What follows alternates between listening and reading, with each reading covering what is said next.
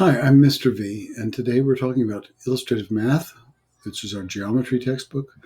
We're using Unit 5 with solid geometry, and this is Lesson 16, surface area and volume. And in the Desmos, the objective was that you can use surface area and volume relationships to solve problems. So the first problem was with this elephant. The zoo wants to give, let me see if I can do it right here, wants to give an elephant as much space as possible in a rectangular enclosure meant for, I don't know if it was feeding or breeding or something, something more than reading. Maybe it was reading with a EE, I don't know. Anyway, the zoo has 180 feet of fencing. It's going to make a rectangular enclosure. And what should the dimensions of the rectangle be? Explain your reasoning.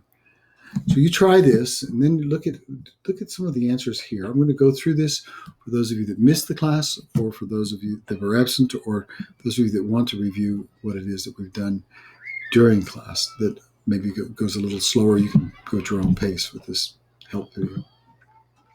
One of my students wrote this, and you'll notice that the semi-perimeter halfway around for each of these is 90. I point that out because if this is 1 plus 89, that's 90. This opposite side is also going to be 1 and 89. So this would be 90. 90 plus 90 is 180. That's what our perimeter has to equal to, 180. Now, you could have done 2 and 88, 3 and 87, 4, and so forth. But he said, well, it could be 1 and 89. He might have actually drawn it like this, too. It could have been as thin as 1 and as long as 89. So this would be the two extremes. And somewhere in between is this one, and this one's even more in between. We look at our area. Our area is equal to the length times the width. Well, here if I have 1 times 89, I have my area here is 89 square units, or square feet in this case, because we're talking about feet squared. And I don't know of any elephant that's going to be 1 foot wide, or that would want to travel 89 feet in a 1 foot wide container. This one might be more realistic. If we have 30 times 60, 3 times 6 is 18. This would be 1,800 feet squared. So you can see that it's going to be larger still.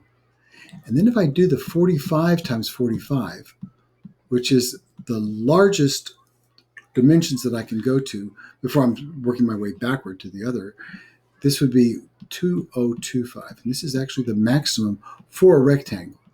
If we had some other shape like a hexagon or a circle, with this same amount of perimeter, I could actually get even larger.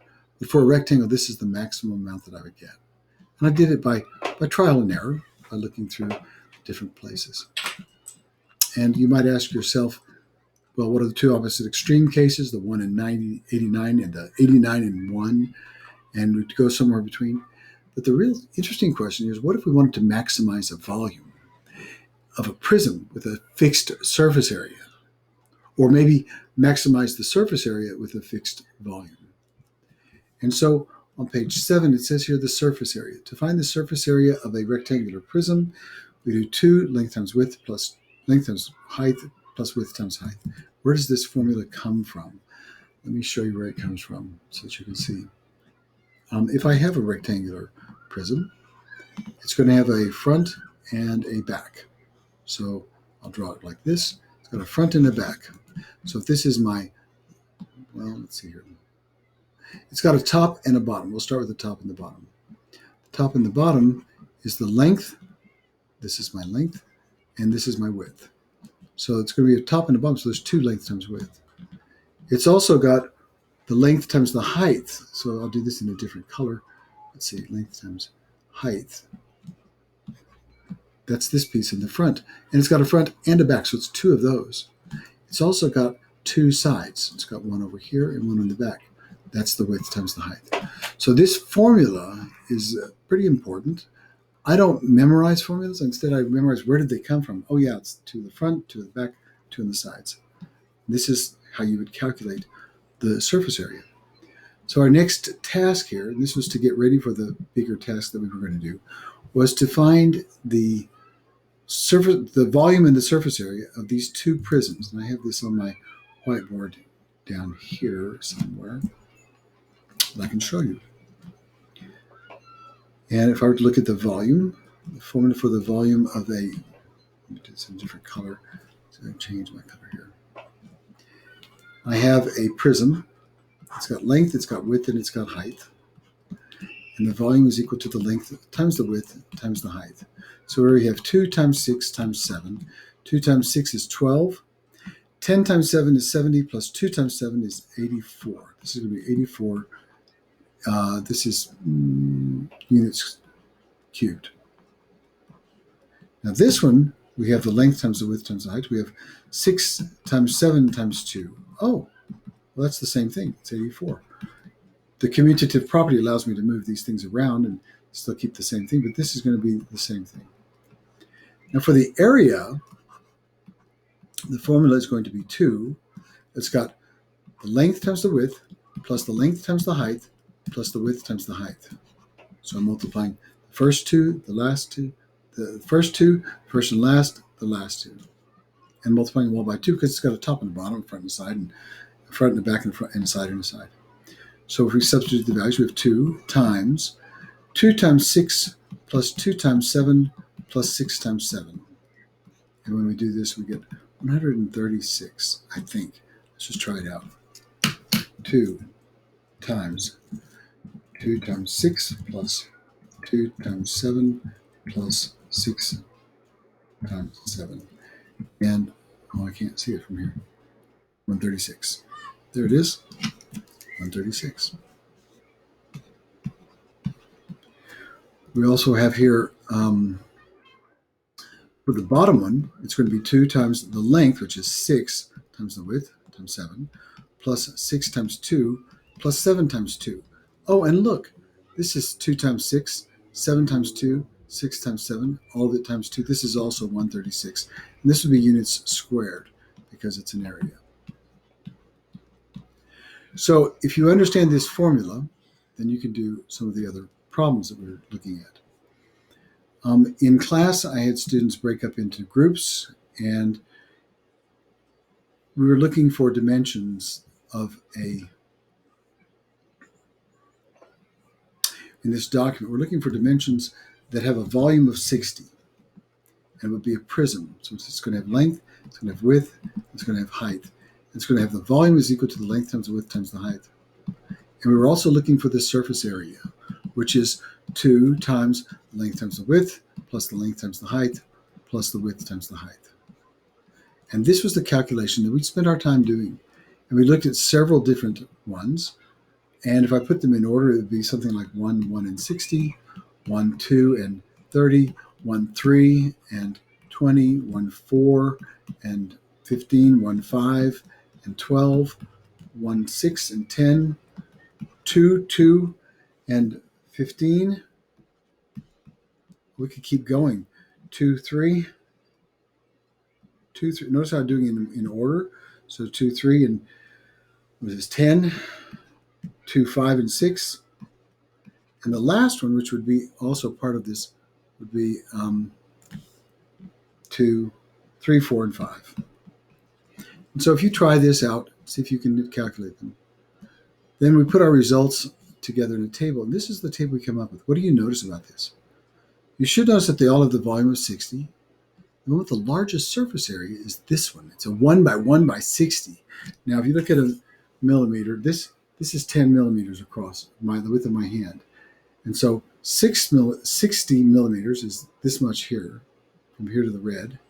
And one of these is one of these little tiny dots. So if it's a 1 by 1 by 60, that's going to give me the maximum surface area. Now, why is this important? Well, if I'm doing a battery, such as a lithium-ion battery, I want to have the maximum surface area. The amount of energy it puts out is proportional to the surface area. So you want to maximize the surface area for a given set of volume. And that's why they put these in these sheets like this. Also, why else would you use surface area and volume? Well, there's this man, Robert Lang. He taught me how to do the mirror manifold. And Robert is like a really famous origamist, a person who does origami. And NASA came to him and said, we've got this massive, what is it, a telescope, a Hubble 2 or whatever, that we want to put in space, but we can't fit it in the shuttle. How do we do this? And he says, well, can you fold it? And he said, yeah. So he showed him the mirror mat fold or something like this to create, it's not exactly this way, but it's like this, where they unfolded the telescope in space. If you think about your brain and how your brain has all these folds in it. Why is that? Well, because the mitochondria, to provide energy to our cells, body, it all takes place on the surface. So they want to maximize the surface area inside your brain. Anyway, there's some different things here.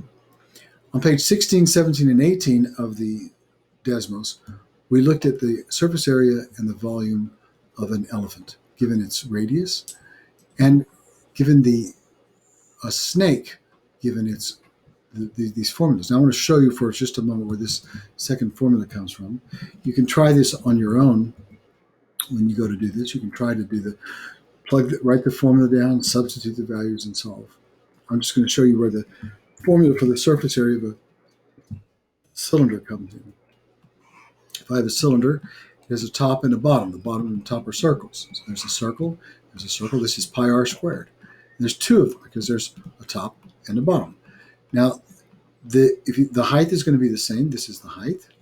And the length, how long is it? This length here is going to be this circumference. The formula for the circumference is 2 pi times the radius. So this would have an area of 2 pi r times the height. So my formula for the area of a cylinder is 2 pi r squared, that's the top and the bottom, plus 2 pi r, which is the circumference, times the height. That's where the formula comes from. And I'll let you try this on your own. On page 19, I think it is, I actually give the solutions to this.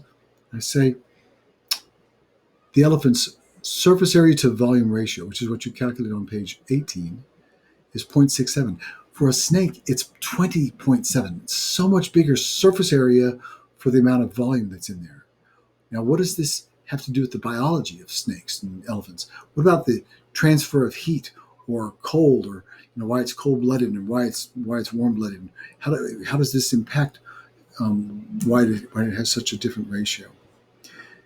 There's some other things to ponder in here. On page 23 is some things to wonder about. For instance, ice cubes. If ice cubes melt really fast, you want them to melt really fast, that would be like crushed ice. If you want it to melt super slow, a sphere would be the perfect one because the sphere has, for the amount of volume, it has the least amount of surface area. Our lungs, they fit in your body, so they have to be a fixed volume, but they have a massive surface area because of all the folds in it, and that's so that you can have transfer of oxygen. And plants, consider plants. They lose water through their leaves. So cactus leaves are like little tiny spines. They have almost no water loss. Pretty interesting. Anyway, this is the idea today, is to look at the surface area and volume. There is a question, there's a summary, there's also this minimizing the area. These all have the same volume. Which one has the least amount of area, which would be the cube, and the most amount of area would be this one, which is all this extra paneling and stuff. And that's kind of what we're looking at today, is looking at surface area and volume. Good luck and success.